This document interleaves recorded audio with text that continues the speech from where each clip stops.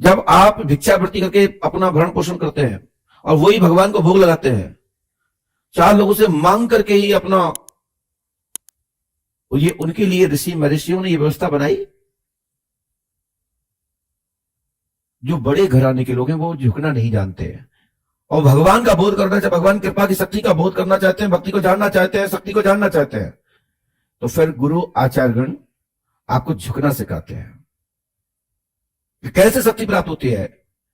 एकड़ने से, अड़ने से, फूलने से शक्ति नहीं मिलती। शक्ति मिलती है आपके समर्पण से, शक्ति मिलती है आपके त्याग से, कृपा मिलती है आपके विचारधारा के साथ, आपकी इंद्रियों के, आपकी पंचभौतिक जो आत्मा है, जो शरीर है, जिसके अंदर जो परमात्मा शक्ति रूपी शक्ति लाइट विराजमान है, वह शक्ति रूपी शरीर को अंदर जो भी ईगो होता है, जो भी घमंड होता है, जो भी अहंकार होता है, उसको खत्म करता है। तब उसके बाद एक लाइट दूसरी उसमें स्थापित हो जाती है और उसी दूसरी जो पूर्व से ही जो लाइट स्थापित है, उस लाइट में वो लाइट प्रवेश कर जाती है, तो वो व्यक्ति प्रकाशमान हो जाता है। लोक कल्याणकारी जनमानस के लोक कल्याण, राष्ट्र कल्याण की चिंतन करने लगता है। वो सदपुरुष महापुरुष बन जाता है।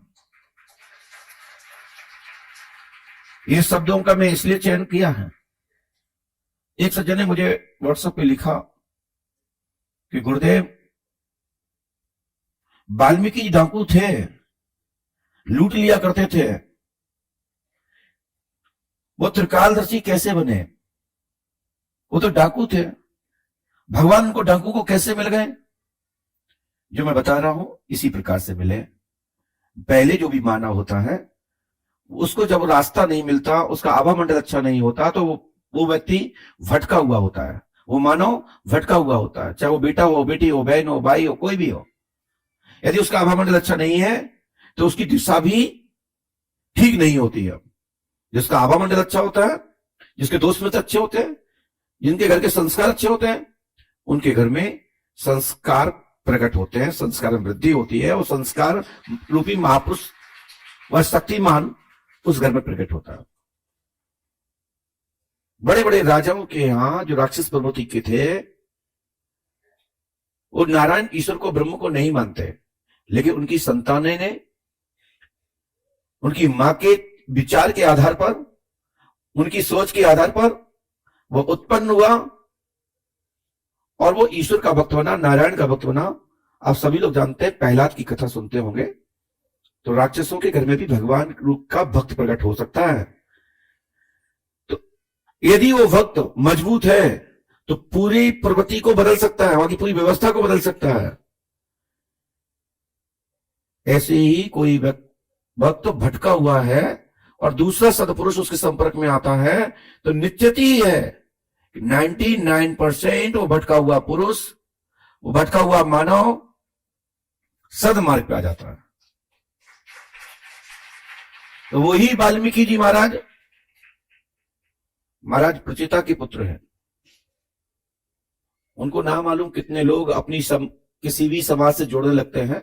मैं आज वो विषय बताने के लिए नहीं बैठा हूं, मैं यह बताने के लिए बैठा हूं, यदि जीवन में परिवर्तन करना है तो वाल्मीकि जैसा करो कि नारद जी के द्वारा जो मंत्र दिया गया, उस मंत्र को इतने मगनता से न जपा कि मंत्र का पूरा रूप ही बदल गया।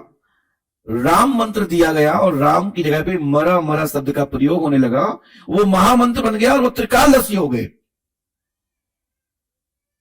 तो जो गुरु के द्वारा जो मंत्र दिया जाता है, उसमें मीन मीक मत निकालिए। यदि आप व्याकरण से संबंध रखते हैं, किसी शास्त्र या पुराण वेद में उस सूत्रों को, उस मंत्र को पढ़ा है, आप जपिए और उसी मंत्र को उसी में कन्वर्ट करिए और सुधार लीजिए। नहीं तो गुरु के द्वारा दिया हुआ मंत्र महामंत्र होता है, कमी भी होती है, वो कमी नहीं रहती। बस गुरु के मुख से प्राप्त हो। जो गुरु पढ़े लिखे नहीं होते थे, जो ऋषि महर्षि उस जमाने में बहुत बड़े डिग्रीधारी नहीं हुआ करते थे, उसके बाद भी वो ऋषि और महर्षि, राजऋषि और ब्रह्म ऋषि थे, हुआ करते थे। जो आज के पढ़े लिखे साधु संतों गुरुजनों को ये उपाधियां मिलना बहुत कठिन है। उस जमाने में बड़े बड़े वैज्ञानिक उस जमाने के उनको ऋषि और महर्षि कह बोलते थे। तो जो गुरुजन अपने मुखारबिंद से जो मंत्र दे देते हैं वो मंत्र नहीं, महामंत्र है। कमी भी होने के पश्चात भी कमी नहीं रहती, ऐसा ईश्वर का वचन है, भगवान का वचन है, भगवान राम और कृष्ण का वचन है।